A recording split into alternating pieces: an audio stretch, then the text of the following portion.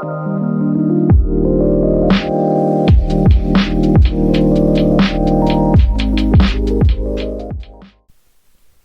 up, though, good people? This is Top Title Sports. I am Eric Vincent. Thank you for tuning in and being here, because we got to take a second to talk about my Detroit Pistons, who just wrapped up Media Day yesterday. And I wanted to take a minute. I didn't want to do an instant reaction. You know, Media Day is a long process. A lot of guys take a lot of time to talk. A lot of players get up there and have a lot of good quotes. And I wanted to dissect as much as I could. And in this honeymoon phase of the offseason, I'm too happy and too excited to get this season started. I'm super excited to get this season started. See, I'm already talking like the Pistons.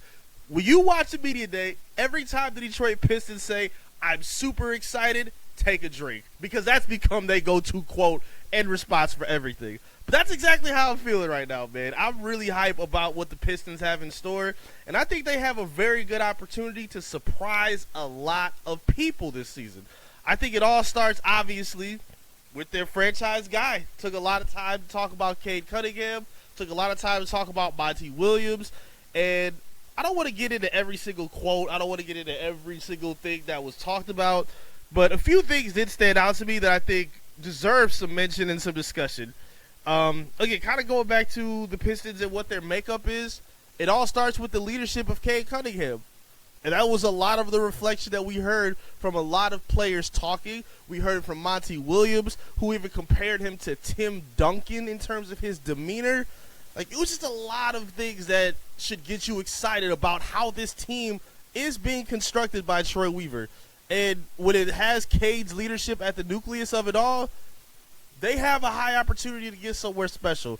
Cade has shown to be that focal point leader that everybody can buy into, whether you're a player, a coach, a fan. He's just an easy guy to rally around. Like, his play style is very infectious. He's a great playmaker. He cares about getting other guys involved. Like, the way Cade Cunningham plays, he could go out and score 40 every night if he wanted to. But Cade cares about having his teammates involved and getting the flow of the team involved in terms of how they succeed and how they play. We saw that in college as well, because most number one overall picks, when they come out, they have 2-3 other first-round options or highly touted players around them.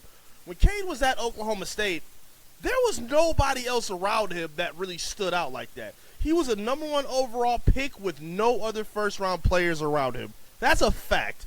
And it's not to knock any of his teammates back there, but I'm just saying, normally, when you see these guys come out of these blue blood schools, they're surrounded by other top-tier talent around them. And again, it's not to say there wasn't good players at Oklahoma State, but how many other first-round picks were there when Cade Cunningham became the first-round pick for the Pistons? When he became that number one overall pick? Nobody. And at this point now, you're seeing that still resonate with Cade in this restoration with the Pistons, as they're putting this young talent together, as they're adding these pieces that are still trying to get familiar with each other. Cade's leadership and play style is able to basically rally and bring these pieces and these teammates together. And I love to see it, man. You heard it from all of them. Jalen Duren called him a great leader. Jalen Duren talked about how he went to Arlington with Cade so they could go get some familiarity together before they went to go play with Team USA, and obviously to get ready for the regular season as well. We saw them with Team USA select team. We saw how they dominated the regular Team USA team, and I'm super hyped to see that.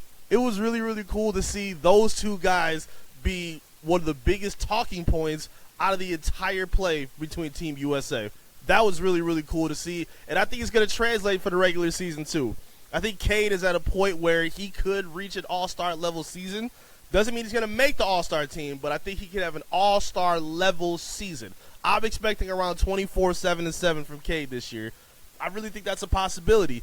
He says he's been working on his jump shot most of this offseason, which is very encouraging because that's really the only weakness of his game at this point. And I'm telling you right now, if Cade Cunningham gets to a point where he's shooting league average for three-point range, it's over for the league. It's over for the league. I'm just giving y'all a fair warning right now. The guy's already a mid-range specialist. He can post up. He can get to the rack. He's more athletic than people give him credit for. He's a great playmaker, a great passer, a great defender. But I'm telling you now, if this dude gets his three-point shot together, he'll instantly become a top 15 player this season. I promise you that. Cannot wait to see what Cade Cunningham brings to the Pistons this year. It's going to be something special. Y'all stay tuned for that, man. Another quote that was kind of brought out was from Monty Williams. He talked about a lot with the team, talked about how he thought the structure could play out towards the season and as it goes on, what his expectations are. But one of the bigger quotes that he discussed was the possibility of Jalen Duren playing power forward. Now this is one of the things I'm not that excited for. I can't sit up here and lie to you. This is one of the things I'm not that excited for because it's not that I don't think that Jalen Duren has the skill set or the athleticism to play power forward. It's just I don't like the other bigs on this roster playing next to him at the center if he's going to be power forward.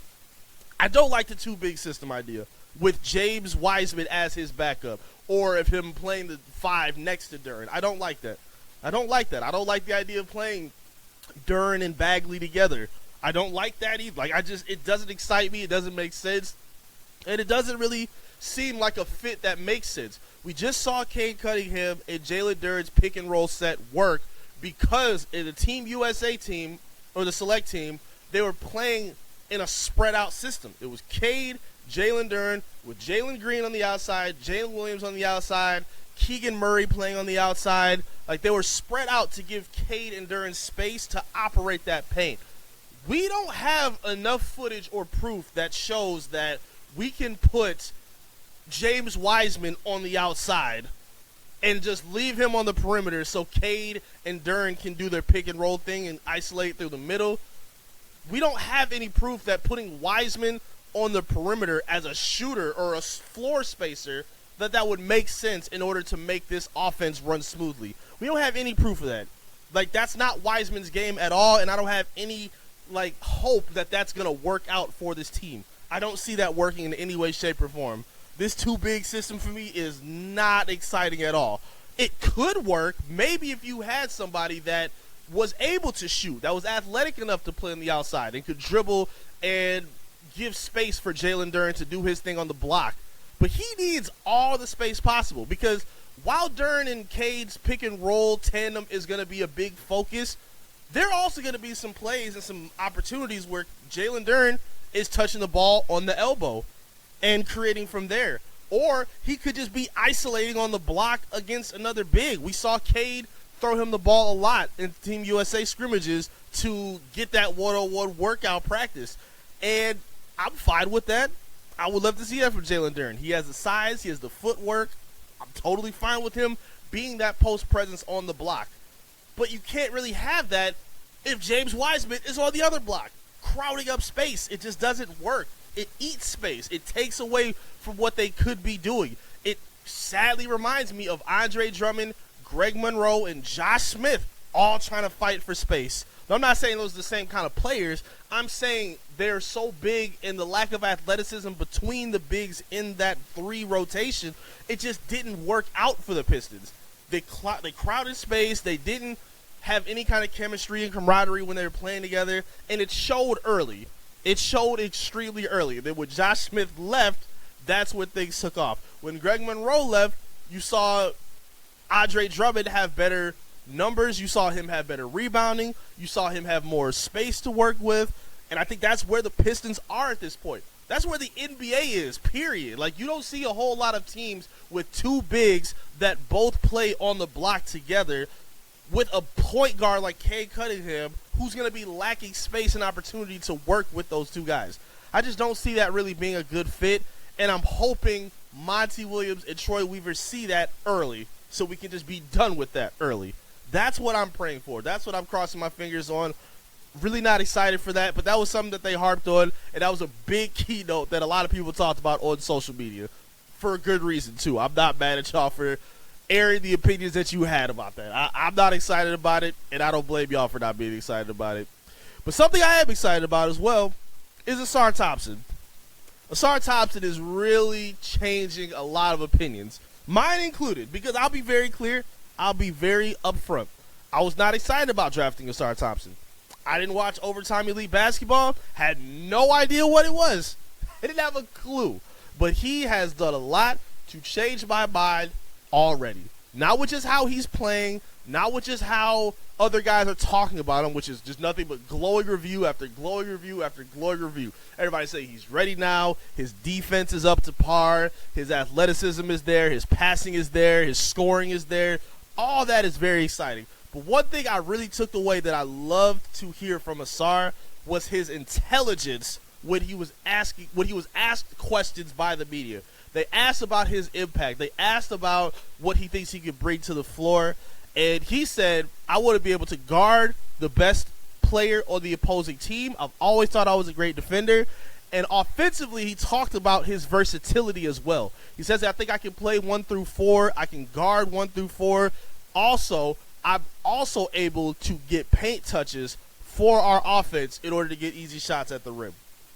You don't hear comments and remarks like that from a rookie. Most rookies give the same kind of coach or player speak. I'm going to do whatever I need to do for the team. I'm going to work hard. I'm going to do whatever the coach asks me. If he wants me to do this, he wants me to come off the bench, I'll do whatever I have to do. They don't necessarily give in-depth, detailed answers like what we got from Ausar Thompson at Media Day, especially from a rookie. You get those from veterans who have been through the league for a while and have learned and picked up certain things. Ausar is already thinking the game. He's already showed to be a gym rat. He's already showed to be a basketball-aholic. And I love everything about that because for the most part, when you look at this roster, that's what a lot of guys have basically have their DNA and their identities made up of being basketball junkies. We heard that from Monty Williams when he was here during his introductory presser. Say Cade is always in the gym. Jaden Ivey is always in the gym. Duran's always in the gym. Ausar, Beef Stew, like Killy. Like we've heard him give these glowing raves about all these guys who want to be better. And I love that about this team because at this point, the Pistons want to become winners. They don't want to keep being overlooked. Cade said, we have a chip on our shoulder. We want to be able to compete in this league right away. And I think now is the time to start making that happen. Troy Weaver had one of my favorite quotes as well. He said, I want this team, because someone asked him about what was a realistic expectation for this team. And you don't want to have to always just jump out the window and say, oh, it's playoffs or bust. Oh, it's championship or bust. That's not where the Pistons are at this point. But he did say something that I like. He said, we need to play a meaningful 82-game season. That doesn't necessarily mean they're going to get to the playoffs. That doesn't mean they're going to get to the play-in, and that's okay. However, playing an 82-game season where each game is meaningful, that's what I want to see as well. That's my exact expectation. They might not get into the postseason, but your season shouldn't be done by January. We shouldn't be talking about the draft before All-Star break. And that's what we've seen with the Pistons over these past couple seasons. Over the past few seasons, several seasons, however long you want to say it. The Pistons seasons have been done before the midway point, whether it's due to injuries or just bad play, bad records, whatever it is.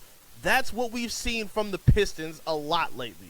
And at this point, they need to be at an area where each game matters. We saw that with the Detroit Lions last season. The Lions didn't make the playoffs, but they're playing meaningful games down the stretch to close the season out. That says a lot. That means a lot. That means they're a young team fighting and pushing and making each game matter, making each week matter. And I want to see that for the Pistons. Again, I think they're capable of getting to the playoffs. I think they're capable of getting into the postseason action. I think they have enough talent, and I think veteran leadership, and I think they have the perfect coach to get them to that next level. Now, it's going to take some time for them to gel and get cohesive together, but I think they have the pieces to kind of sneak up on a lot of teams in the Eastern Conference. There's a lot of teams kind of making their way down that I'm not really impressed with, like Toronto and Chicago and the Nets. Like, I'm not that impressed with a lot of these teams. So the Pistons absolutely could be one of those teams that they leap up and pass as soon as this season. The Atlanta Hawks, the Pacers, like, these are good teams. They are right, but I think they're going to teeter around in that purgatory area where they're good, but not good enough to really be considered elite or a championship level team. So I think the Pistons have all opportunity to pass one of those teams as soon as this season. And I think that's what we're getting ready to see.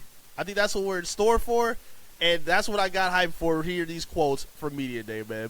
There's a lot of good talk. It was a lot of good things that were said by a lot of the players, by Monty Williams. If you haven't checked it out yet, I don't think the Pistons have uploaded it yet on their YouTube page. Hopefully they get that together so people can check out the stream and check out what they missed. But it's a lot of good stuff online. Check out some of the quotes if you haven't seen them yet online. Check them out on YouTube. I'll try to get some clips up here a little bit later if I can. But, again, super excited for the season to start. I think the Pistons are going to surprise a lot of people. Stay tuned, man. I can't wait to see what they got. But I want to hear from you. Talk to me in the comments. What are your expectations for the Detroit Pistons this season? What do you think their record is going to be? And what was your impression from Media Day yesterday? I'd love to hear from you.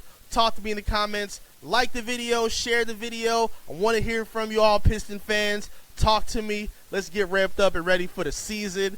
So much excitement in the air, and I want to hear it all from you guys. Thank you for tuning in. I appreciate you being here at Top Title Sports. Subscribe to the channel. Tell a friend to subscribe to the channel. And I'll see you again soon with another video right away. Peace.